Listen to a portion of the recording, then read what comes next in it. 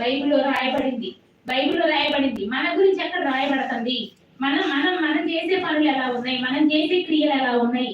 మనం ఎలా ఉంటున్నాము? ఎలా బ్రతుకుతున్నాము? జరిగిపోయిన కాలం వదిలేద్దాం. జరగవలసిన కాలంలో ఎలా ఉందాము? బైబిల్ అసలు ఎలా ఉండమంటుంది? అత్తని ఎలా ఉండమంటుంది? కోడల్ని ఎలా ఉండమంటుంది? పిల్లల్ని ఎలా ఉండమంటుంది?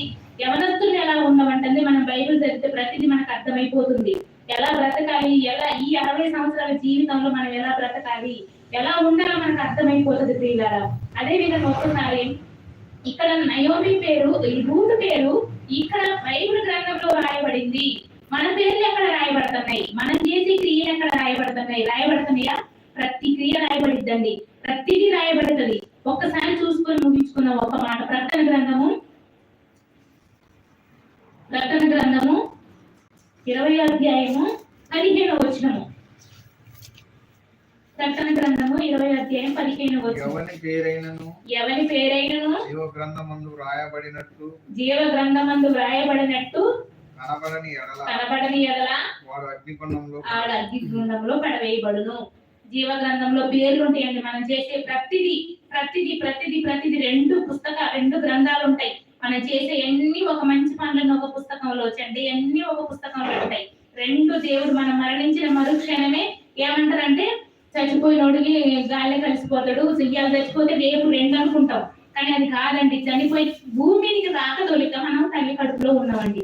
తల్లి కడుపులో ఉన్నప్పుడు పడక ముందు ఎక్కడి నుంచి వచ్చి పడ్డా తల్లి కడుపులో? ఒకసారి ఆలోచించండి. ఇప్పుడు ఏ తల్లికి ఏ తండ్రికి కడుపులో పడ్డప్పుడు ఎవ్వరికి తెలియదండి. 1 నెల అయిన తర్వాత, అప్పుడు 2 నెలలు అయిన తర్వాత నాకు ప్రెగ్నెంట్ ఏమో అని టెస్ట్ చేసుకున్నప్పుడు తెలుస్తుంది.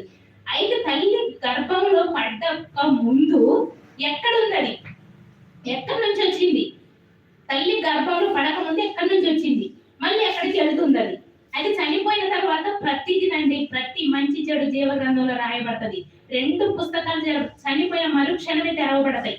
నువ్వు ఎంత మంచి చేసినావు, నువ్వు ఎంత చెడు చేసినావు త్రాసులో పెట్టినప్పుడు మంచి బరువు ఉందా, చెడు బరువు ఉందా తేలిపోయిద్దండి. త్రాసులో తేలిపోయినప్పుడు మనం బాప్తిసం తీసుకున్నప్పుడు మన పేరు జీవ గ్రంథంలో వ్రాయబడుతుంది. బాప్తిసం తీసుకున్న మరుక్షణమే జీవ గ్రంథంలో వ్రాయబడుతుంది. నీవెప్పుడైతే బాప్తిసం తీసుకొని దేవుని కోసం బ్రతకలేదో అప్పుడు నీ పేరు చూడు చేస్తాడు దేవుడు. అప్పుడు గ్రంథాలు ఇప్పబడతాయి. ఏదో ఒక గ్రంథం ఒప్పుబడింది. ఇప్పబడ్డప్పుడు గ్రంథంలో మన పేరు లేదనుకోండి, మనం నిత్య నరకానికి పోవడం. ఇక్కడ రూతు పేరు బైబిల్లో రాయబడింది. యేసు క్రీస్తు ఆమె గర్భం ద్వారా భూమి మీదకి వచ్చాడు. మనం ఎలా ఉంటున్నాం? మన ప్రవర్తన ఎలా ఉంటుంది? మన జీవితాలు ఎలా ఉన్నాయి? మన పేరు ఎక్కడ రాయబడుతుంది? మన జీవ గ్రంథంలో మన పేరు ఉందా? ఉండదా? ఉండకపోతే మన పరిస్థితి ఏంటి? మనం పొయ్యి మీద కొంచెం గిన్నె అంటుకుంటేనే సర్వన మాడి అమ్మోని చెయ్యనికి లాక్కుంటాం. బొగ్గొస్తే అది ఎన్ని రోజులు పడుతుందో. నిత్యం అగ్ని ఆరదు, పురుగు చావదు. మన ఆత్మ చనిపోదు, మన ఆత్మకు చావు లేదు. ఆ నిత్య అగ్ని నరకాన్ని తప్పించుకోవాలి అంటే జీవ గ్రంథంలో పేరు లేకపోతే నువ్వు నిత్య నరకం పాలవుతాం. మనం అందరం అంతే, ఎవరమైనా అంతే. జరిగిపోయిన కాలాన్ని వదిలేద్దాం. జరగవలసిన కాలం ఎలా ఉంది? ఆ పరలోకానికి చేరుకోకపోతే ఆ నరకంలో యాతన పడలేము. ఎన్ని సంవత్సరాలు బట్టి మనం ఉంటున్నాం? దేవుడిని చిన్నతనం నుంచి నేను పుట్టి క్రైస్తవునండి అంటాం, నేను పుట్టు క్రైస్తవురాలని అంటావు. నేను 30 సంవత్సరాలు బట్టి చర్చికి వెళ్తానని అంటావు. 30 సంవత్సరాలు బట్టి చర్చికి వెళ్ళి నువ్వు యేసుక్రీస్తు రాకడ సమయంలో నువ్వు దేవుడి దగ్గరగా బ్రతకకపోయినా, లేదా మనం చనిపోయే ముందు మన మనసు మంచిది లేకపోయినా నిత్య నరకానికి పోక తప్పదు.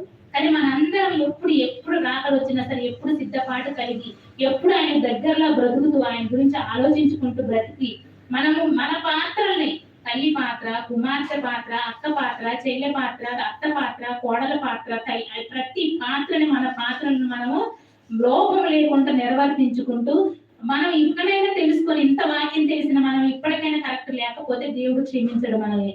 మనం జాగ్రత్తగా బ్రతుకుతూ ఆయన కోసం బ్రతికి ఆయన ఉన్న లోకం చేరుకోవాలని తెలియజేస్తూ ఈ నా మాటలు ముగిస్తున్నాను. ప్రార్థన తీసుకుందాం.